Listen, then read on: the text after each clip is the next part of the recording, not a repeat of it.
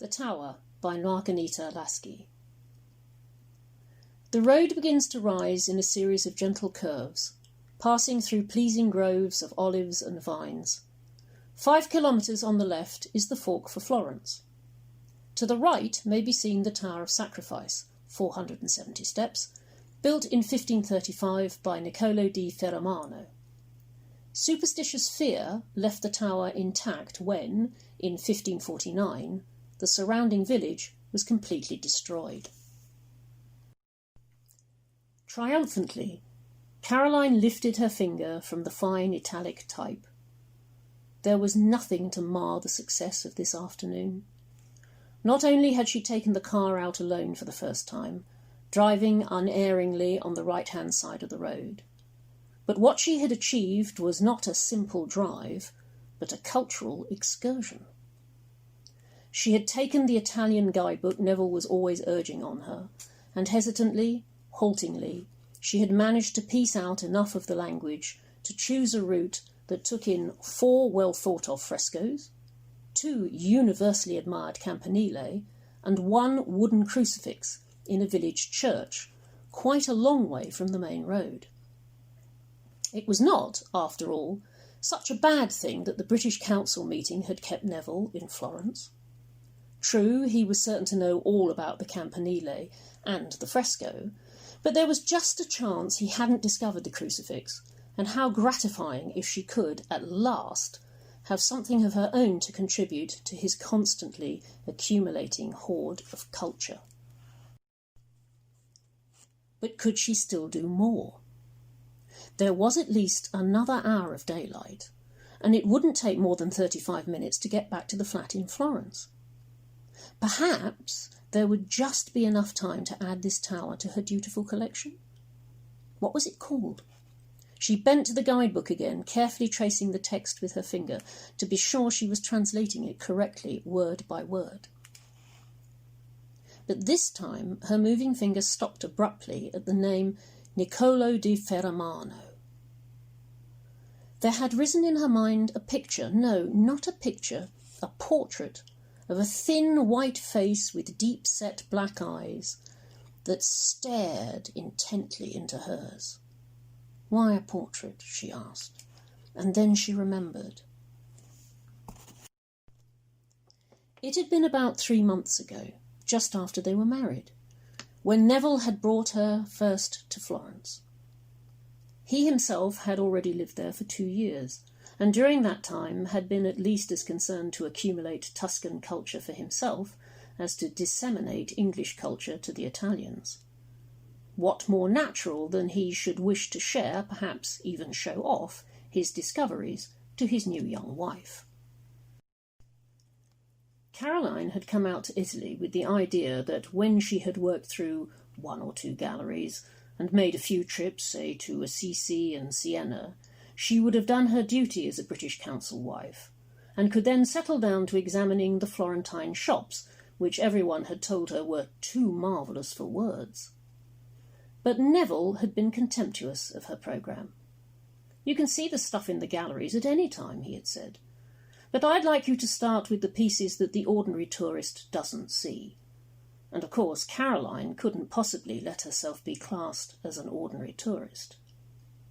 She had been proud to accompany Neville to castles and palaces privately owned, to which his work gave him entry, and there to gaze with what she hoped was pleasure on the undiscovered Raphael, the Titian that had hung on the same wall ever since it was painted, the Giotto fresco under which the family that had originally commissioned it still said their prayers.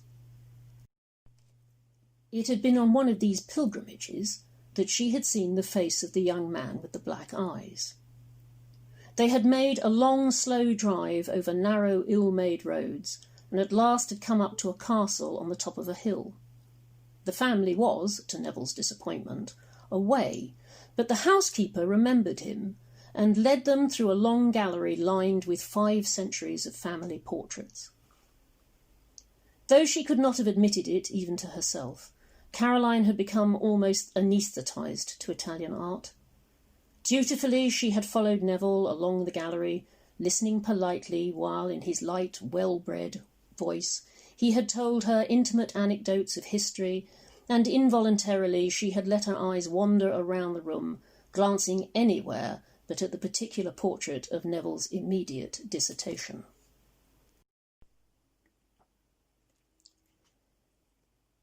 It was thus that her eye had been caught by a face on the other side of the room, and forgetting what was due to politeness, she caught her husband's arm and demanded, "Neville, who's that girl over there?"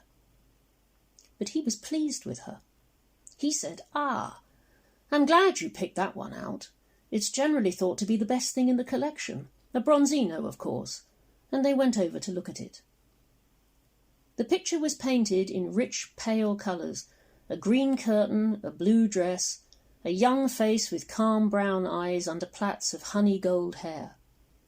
Caroline read out the name under the picture, Giovanna di Ferramano, 1531 to 1549. That was the year the village was destroyed. She remembered now, sitting in the car by the roadside, but then she had exclaimed, "Neville, she was only 18 when she died." They married young in those days, Neville commented, and Caroline said in surprise, "Oh, was she married?" It had been the radiantly virginal character of her face that had caught at her inattention. "Yes, she was married," Neville answered, and added, "Look at the portrait beside her. It's Bronzino again. What do you think of it?" And this was when Caroline had seen the pale young man. There was no clear light colours in this picture. There was only the whiteness of the face, the blackness of the eyes, the hair and the clothes, and the glint of gold letters on the pile of books on which the young man rested his hand. Underneath this picture was written, "Portrait of an unknown gentleman." "Do you mean he's her husband?" Caroline asked. "Surely they'd know if he was, instead of calling him an unknown gentleman." "He's Niccolo di Ferramano, all right," said Neville. "I've seen another portrait of him somewhere, and it's not a face one would forget. But," he added reluctantly, because he hated to admit ignorance, "there's something queer, a scandal about him. Though they don't turn the picture out, they won't even mention his name. Last time I was here, the old Count himself took me through the gallery. I asked him about little Giovanna and her husband. He laughed uneasily. Mind you, my Italian was far from perfect at that time, but it was horribly clear that I shouldn't have asked." "But what did he say?" Caroline demanded. "I've tried to remember," said Neville. "For some reason it stuck in my mind. He said either she was lost or she was damned. But which word it was, I can never be sure. The portrait of Niccolo he just ignored altogether." "What was wrong with Niccolo, I wonder?" mused Caroline. And Neville answered, "I don't know, but I can guess. Do you notice the lettering on those books up there under his hand? It's all in Hebrew or Arabic. Undoubtedly the unmentionable Niccolo dabbled in black magic." Caroline shivered. "I don't like him," she said. "Let's look at Giovanna again." And they had both moved back to the first portrait, and Neville had said casually, "Do you know, she's rather like you." "I've just got time to look at the tower," Caroline now said aloud, and she put the guidebook back in the pigeonhole under the dashboard, and drove carefully along the gentle curve until she came to the Fork for Florence on the left. On the top of the little hill to the right stood a tall, round tower. There was no other building in sight. In a land where every available piece of ground is cultivated, there was no cultivated ground around this tower. On the left was the Fork for Florence. On the right, a rough track led up to the top of the hill. Caroline knew that she wanted to take the Fork to the left, to Florence and home, and Neville, and, said an urgent voice inside her, for safety. This voice so much shocked her that she got out of the car and began to trudge up the dusty track towards the tower. "After all, I may not come back this way again," she argued. It seemed silly to miss the chance of seeing it when I've already got a reason for being interested. I'm only just going to take a quick look. And she glanced at the setting sun, telling herself that she would indeed have to be quick if she were to get back to Florence before dark. And now she had climbed the hill and was standing in front of the tower. It was built of narrow red bricks, and only thin slits pierced its surface right up to the top, where Caroline could see some kind of narrow platform encircling it. Before her was an arched doorway. I'm just going to take a quick look, she assured herself again, and then she walked in. She was in an empty room with a low arched ceiling. A narrow stone staircase clung to the wall and circled round the room to disappear through a hole in the ceiling.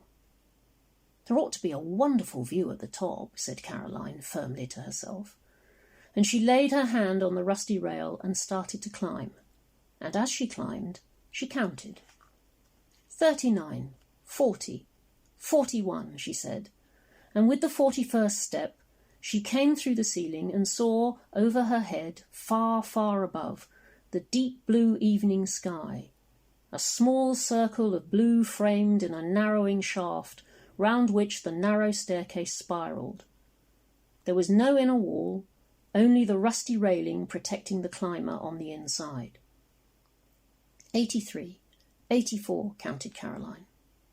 The sky above her was losing its colour, and she wondered why the narrow slit windows in the wall had all been so placed that they spiralled around the staircase too high for anyone climbing to see through them. It's getting dark very quickly, said Caroline, at the 150th step. I know what the tower is like now. It will be much more sensible to give up and go home. At the 269th step, her hand, moving on the rail, met only empty space. For an interminable second she shivered, pressing back to the hard brick on the other side. Then hesitantly she groped forwards, upwards, and at last her fingers met the rusty rail again, and again she climbed. But now the breaks in the rail became more and more frequent. Sometimes she had to climb several steps with her left shoulder pressed tightly to the brick of the wall, before her searching hand could find the tenuous rusty comfort again. At the 375th step, the rail, as her moving hand clutched it, crumpled away under her fingers. I'd just better go by the wall, she told herself, and now her left hand traced the rough brick as she climbed up and up. 422, 423, counted Caroline, with part of her brain. I really ought to go down now, said another part. I want to go down now. But she could not. It would be so silly to give up, she told herself desperately, trying to rationalise what drove her on. Just because one's afraid. And then she had to stifle that thought too, and there was nothing left in her brain but the steadily mounting tally of the steps. 470, said Caroline, loud with an explosive relief, and then she stopped abruptly because the steps had stopped too. There was nothing ahead of her but a piece of broken railing barring her way, and the sky, drained now of all its colour, was still some 20 feet above her head. But how idiotic, she said, to the air. The whole thing's absolutely pointless. And then the fingers of her left hand, exploring the wall beside her, met not brick, but wood. She turned to see what it was, and there in the wall, level with the top of the step, was a small wooden door. So it does go somewhere after all, she said, and she fumbled with the rusty handle. The door pushed open, and she stepped through. She was on a narrow stone platform about a yard wide. It seemed to encircle the tower. The platform sloped downwards away from the tower, and its stones were smooth and very shiny. This was all she noticed before she looked beyond the stones and down. She was immeasurably, unbelievably high, and alone, and the ground below was a world away. It was not credible, not possible that she should be so far from the ground. All her being was suddenly absorbed in the single impulse to hurl herself from the sloping platform. "I cannot go down any other way," she said.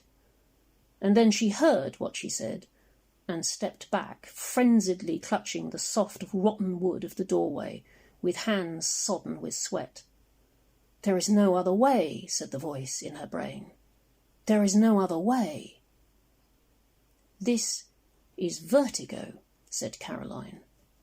"I've only got to close my eyes and keep still for a minute, and it will pass off. It's bound to pass off. I've never had it before, but I know what it is, and it's vertigo." She closed her eyes and kept very still, and felt the cold sweat running down her body. "I should be all right now," she said at last, and carefully she stepped back through the doorway on the 470th step and pulled the door shut before her. She looked up at the sky, swiftly darkening with night.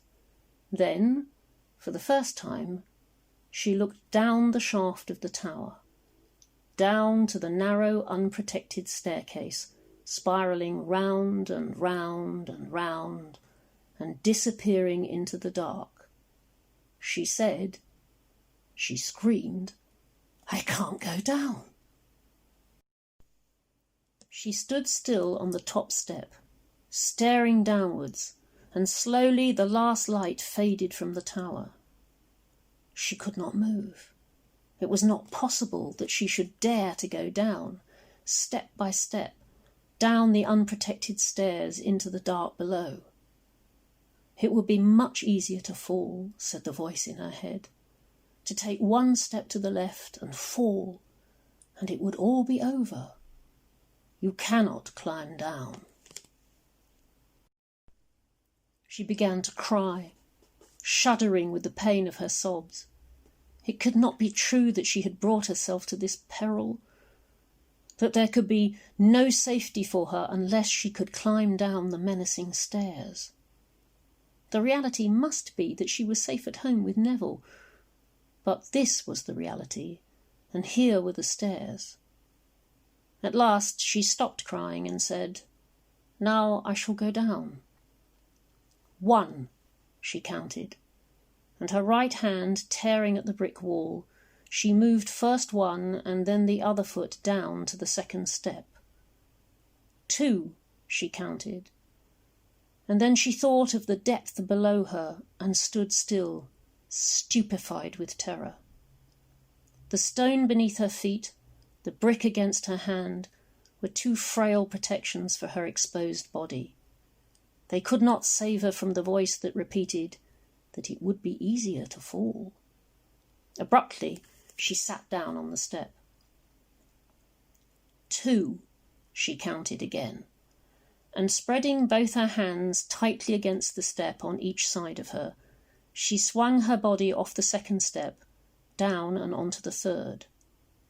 3, she counted, then 4, then 5, pressing closer and closer into the wall, away from the empty drop on either side.